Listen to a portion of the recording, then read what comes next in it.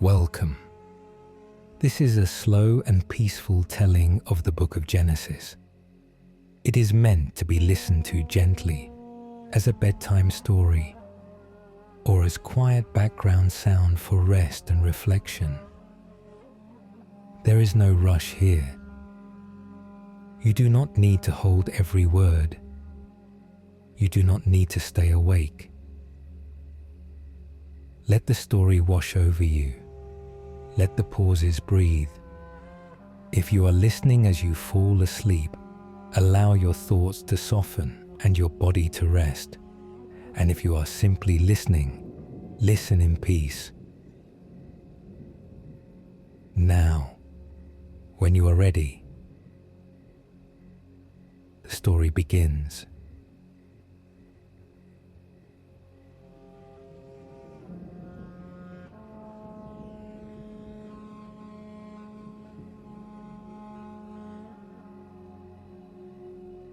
Before anything moved, before anything had a name, before time learned how to count itself, there was God. There was no sky yet, no earth beneath the feet, no wind, no sound, only God. The earth had not yet taken shape. It was formless, unfinished, like a thought not yet spoken. Darkness covered everything, deep and wide, stretching farther than sight could reach. Waters rested there, still, silent, waiting. And the Spirit of God moved over those waters, not hurried, not restless, moving gently, as though watching, as though preparing. Nothing rushed him, nothing needed to.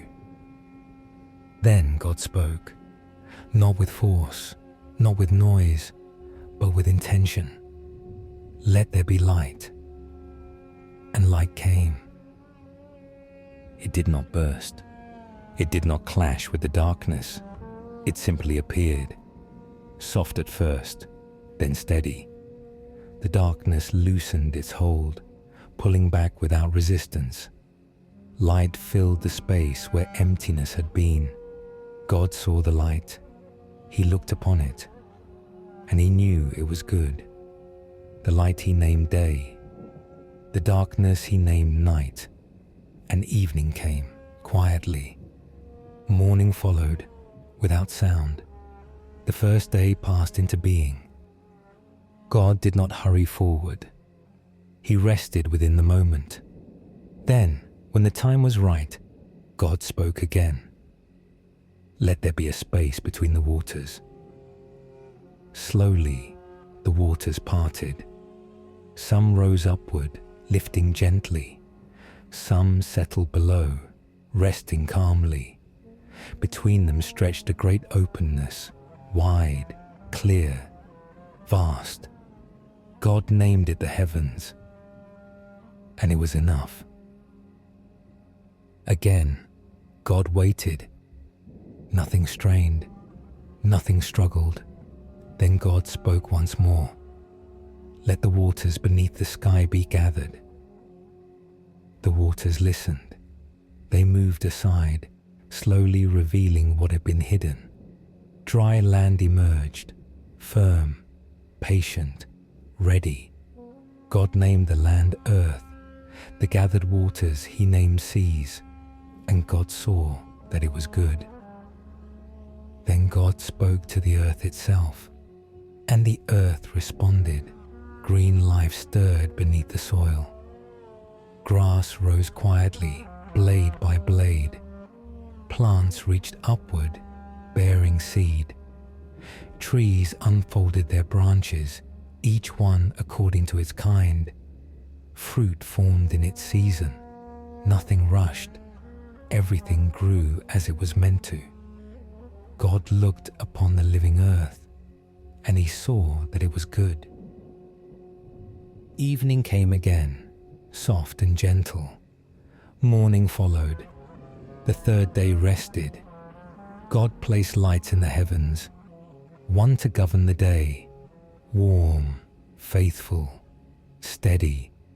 One to govern the night, calm, reflective, watchful. And stars, countless stars, each one set quietly in place, never colliding, never lost. They mark time, they mark seasons. They stood as silent witnesses to order and care. And God saw that it was good. The waters then filled with life. Fish moved through the deep, their motions smooth and unhurried. Creatures great and small inhabited the depths. Above them, birds lifted into the open sky, wings stretching wide, carried by unseen currents.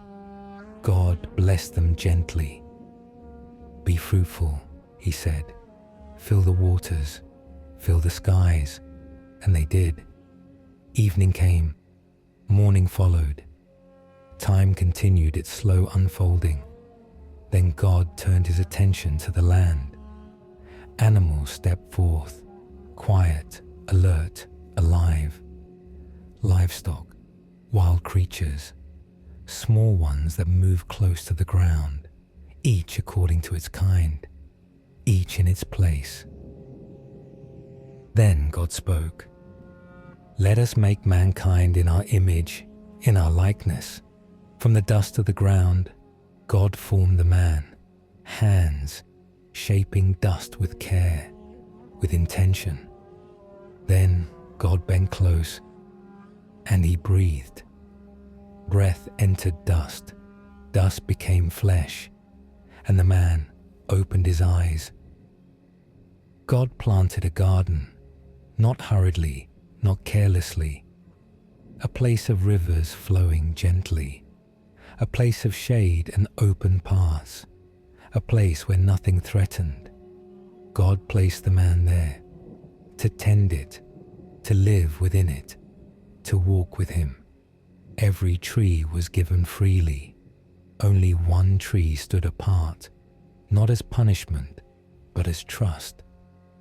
God saw the man was alone, and it was not good.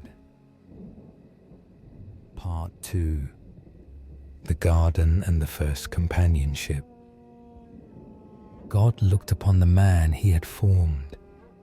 The garden was full, the rivers flowed, the trees stood heavy with fruit, yet the man stood alone. And God said, "It is not good for the man to be alone." So God brought the creatures to the man, one by one, slowly, without hurry. The animals passed before him, those that walked, those that crept, those that moved with quiet grace. The man looked upon each one and gave it a name. Naming is a gentle thing. It is an act of knowing. Yet among all the living creatures, there was no companion like the man, no one who mirrored him, no one who stood beside him. So God caused the man to fall into a deep sleep, not a restless sleep, not a troubled one, a peaceful sleep, a resting sleep. While the man slept, God took from his side and formed the woman, bone of his bone, flesh of his flesh. Then God brought her to him. The man awoke, and when he saw her, his voice rose in wonder. "This is now bone of my bones and flesh of my flesh." They were together. They stood without fear, without shame. They were naked, and they were unashamed. The garden breathed with them, and God walked among them in the cool of the day. Time moved gently then. Days were not counted, moments were not rushed. The man and the woman tended the garden. They listened to the sound of water. They rested beneath the trees. They knew God and were known by him. Nothing was hidden. Nothing needed to be. But among the creatures of the garden was the serpent, more subtle than the others, quiet in its approach, It spoke to the woman, not with force, not with command, but with a question. Did God really say you must not eat from any tree in the garden? The woman answered truthfully. We may eat from the trees, she said, but not from the one in the center. God said we must not eat it or even touch it, or we will die. The serpent's voice softened. You will not surely die, it said. Your eyes will be opened. You will be like God, knowing good and evil. The fruit hung quietly on the branch. It looked pleasing. It seemed good. The woman reached. She took. She ate. She gave some to the man who was with her. And he ate. And in that moment, the world shifted. Their eyes were opened, not to power, but to loss. They knew they were naked. Shame entered where innocence had been. They covered themselves with leaves. They hid. When they heard God walking in the garden, they drew back. God called out, "Where are you?" The man answered from his hiding place, "I was afraid." Fear had learned its first word. The truth unfolded slowly. Blame passed from one to another. The serpent was cursed. The ground was cursed. Pain entered life. Toil followed. Death took its place as a shadow on the road ahead. Yet even then, God did not turn away. He clothed them with garments of skin, a covering, a kindness. Then he sent them from the garden, not without sorrow, not without care. Cherubim were placed at the gate, and a flaming sword turned in every direction. The way back was closed. Outside the garden, the world was wider. The ground was harder. Life continued. The woman bore a son.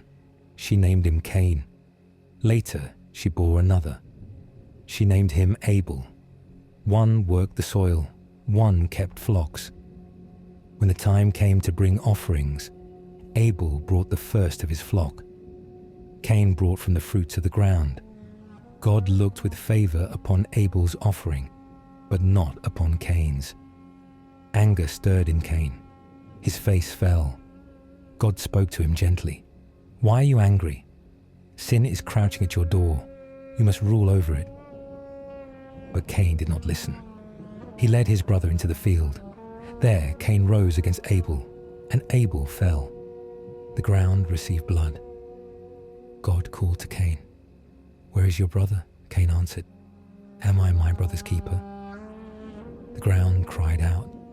Cain was cursed to wander, yet even then God placed a mark upon him, not for death, but for protection.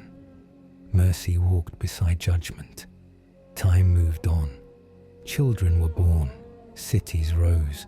Violence spread. The world grew heavy, yet life continued.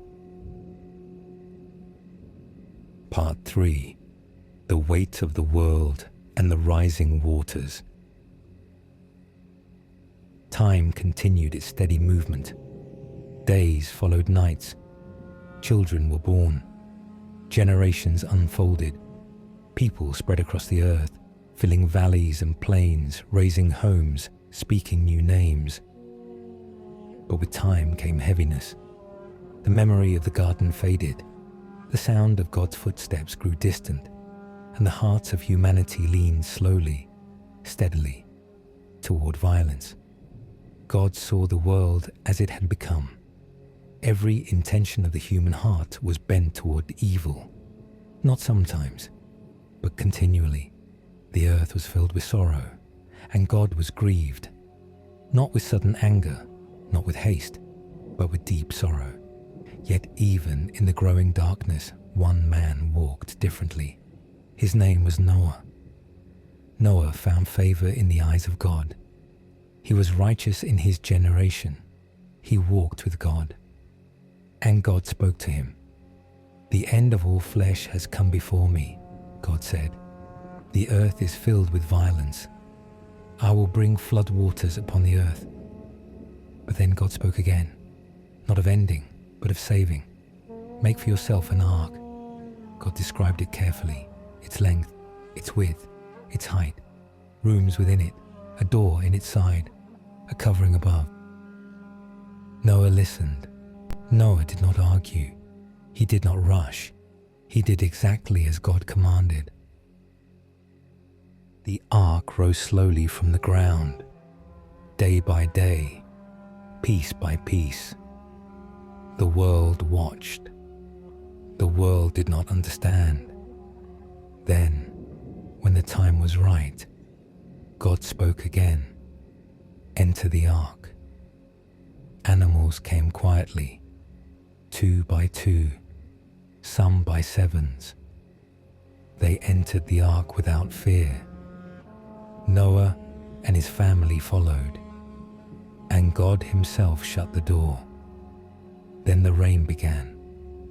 Not suddenly, not violently at first. Drops fell from the sky, then more. Then the deep broke open. Waters rose from below and fell from above. For 40 days and 40 nights, the waters lifted the ark higher and higher. The world beneath disappeared. Everything that breathed outside the ark fell silent, but the ark floated, carrying life, carrying promise. The rain stopped, but the waters remained. Days passed, weeks passed, months passed. At last, God remembered Noah. A wind passed over the earth. The waters slowly, patiently began to recede. Noah sent out a raven. It went to and fro. Then Noah sent out a dove. It returned, finding no place to rest. After some time, he sent it again. It returned with an olive leaf, a sign. Hope had found the earth once more. When the land was dry, God spoke, "Come out of the ark." Noah obeyed. The animals followed. Life stepped back onto the earth. Noah built an altar. He offered sacrifice. The scent rose gently, and God made a promise. Never again will I destroy all living creatures with a flood.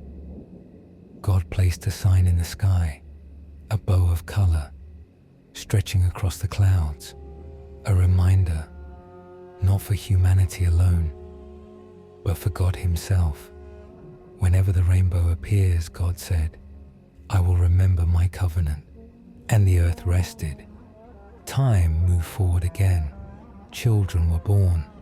Nations formed. But the hearts of people still wandered. From among them, God chose one man. His name was Abram. God spoke to him in the quiet. "Leave your land, leave your people, go to the land I will show you." Abram listened, and Abram went. God promised him many things: land, blessing, descendants more numerous than the stars.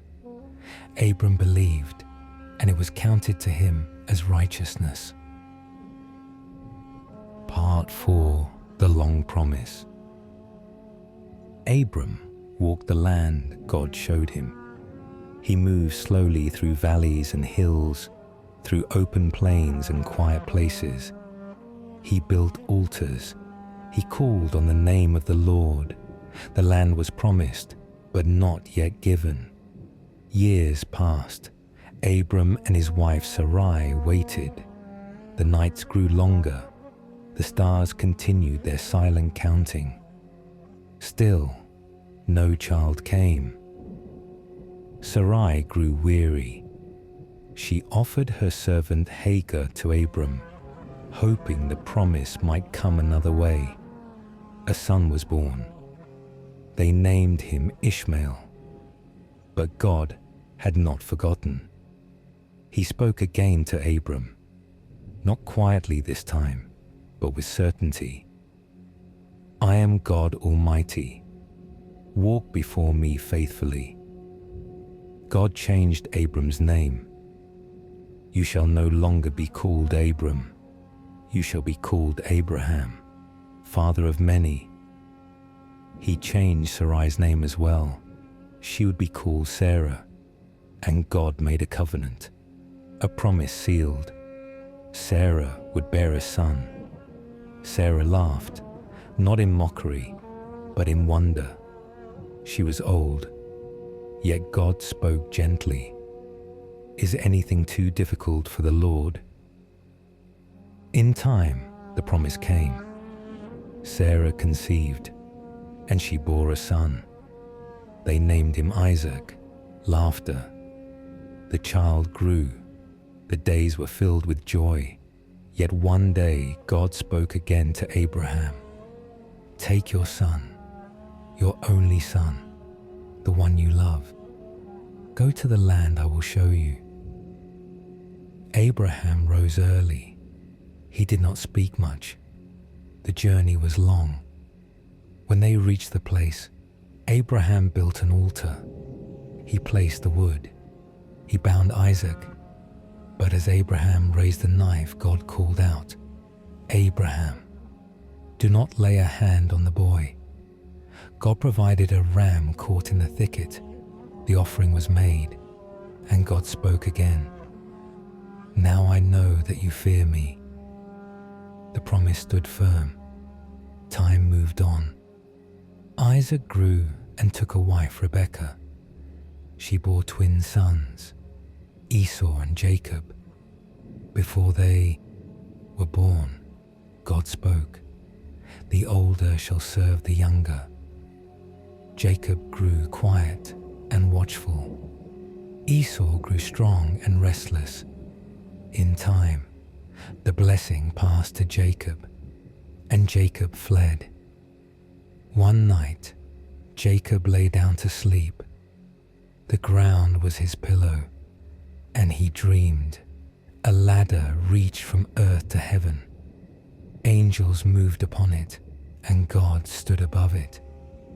I am with you, God said. I will watch over you. Jacob awoke afraid. Surely God is in this place, he whispered. He named it Bethel. Years passed. Jacob returned. One night, he wrestled with a man until the breaking of dawn. And Jacob was changed. You shall no longer be called Jacob, God said. You shall be called Israel. Israel had 12 sons. One of them was Joseph, loved deeply by his father, hated by his brothers. They sold him, they lied. Joseph was carried away to Egypt. Yet God was with him. Part 5. Joseph and the Quiet Hand of God. Joseph was carried far from his home. The road stretched long behind him. The sound of his brothers faded. He arrived in Egypt as a servant and a stranger. Yet God was with Joseph. Joseph served in the house of Potiphar. His work was careful, his spirit steady. Everything placed in his hands prospered. But trouble came quietly. False words were spoken. Joseph was taken away and placed in prison. The walls were cold. The days were long. Yet even there, God did not leave him. The keeper of the prison trusted Joseph. Responsibility was given to him. Dreams came to two men in the night, the cupbearer and the baker. Joseph listened. God gave him understanding. One dream spoke of life restored, the other of life taken away. And it came to pass. Time passed. Joseph was forgotten. Days turned to years. Then Pharaoh dreamed, a troubling dream. No one could explain it. The cupbearer remembered. Joseph was called. Joseph stood before Pharaoh. He did not rush. He did not claim power. The answer, he said, belongs to God. He spoke of abundance and a famine, of 7 years' plenty and 7 years of hunger. Pharaoh listened, and Pharaoh believed. Joseph was lifted up, from prisoner to ruler, second only to Pharaoh himself. He was given authority over all the land of Egypt. And Joseph prepared. Years of abundance came. Grain was gathered, storehouses were filled. Then the famine arrived. The land grew quiet. People came from many places seeking food. Among them, Joseph's brothers. Joseph recognized them. They did not recognize him. Joseph tested their hearts. He spoke firmly. He waited. At last, he revealed himself. "I am Joseph," he said. Fear filled the room. But Joseph wept. He spoke softly. "Do not be afraid. You meant this for harm," he said, "but God meant it for good." He forgave them. He provided for them. Jacob, now Israel, came down to Egypt with his whole household. The family was reunited. Israel blessed his sons. He spoke of what was to come. Then he rested. Joseph lived to see his children's children. Before his death, he spoke quietly, "God will surely come to your aid. Do not forget." Joseph died in Egypt, but his hope remained.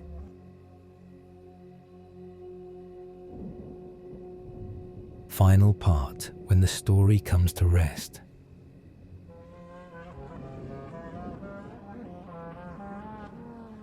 The family of Israel settled in Egypt. They lived in the land of Goshen, where the soil was rich and the days were quiet.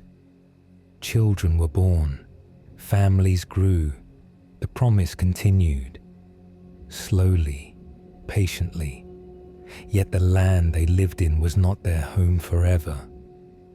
Israel, Jacob, had grown old. Before he slept, he gathered his sons. One by one, he spoke over them. Words of blessing, words of warning, words that look forward to days yet unseen. Then his strength faded. He lay back and rested, and Israel was gathered to his people. Joseph mourned his father. He wept openly. Then Joseph returned to his place, carrying both sorrow and peace. The brothers feared him still, but Joseph reassured them. "I will care for you," he said. And he did. Years passed. Joseph grew old. The sounds of Egypt continued around him. The river flowing, the markets rising and falling, the sun moving faithfully across the sky. Yet Joseph remembered. He remembered the God of his father and his father's father, and the God who had walked with him through pits and prisons. When his time came, Joseph gathered his family. His voice was quiet, but his words were certain. "God will surely come to you," he said. "He will bring you up out of this land to the land he promised." Then Joseph gave one final instruction. "When God leads you home," he said, "carry my bones with you." He trusted the promise that deeply. Joseph closed his eyes, and he slept. His body rested in Egypt, but his hope rested in God. And there, The book of Genesis comes to rest, not with thunder, not with finality, but with waiting, waiting for deliverance, waiting for freedom, waiting for God to move once more. The people of Israel remained, they multiplied, they grew strong, and God remained with them, quietly, faithfully, unchanging. The story was not finished. It was only resting, because the same God who spoke light into darkness was still watching, still remembering, still faithful.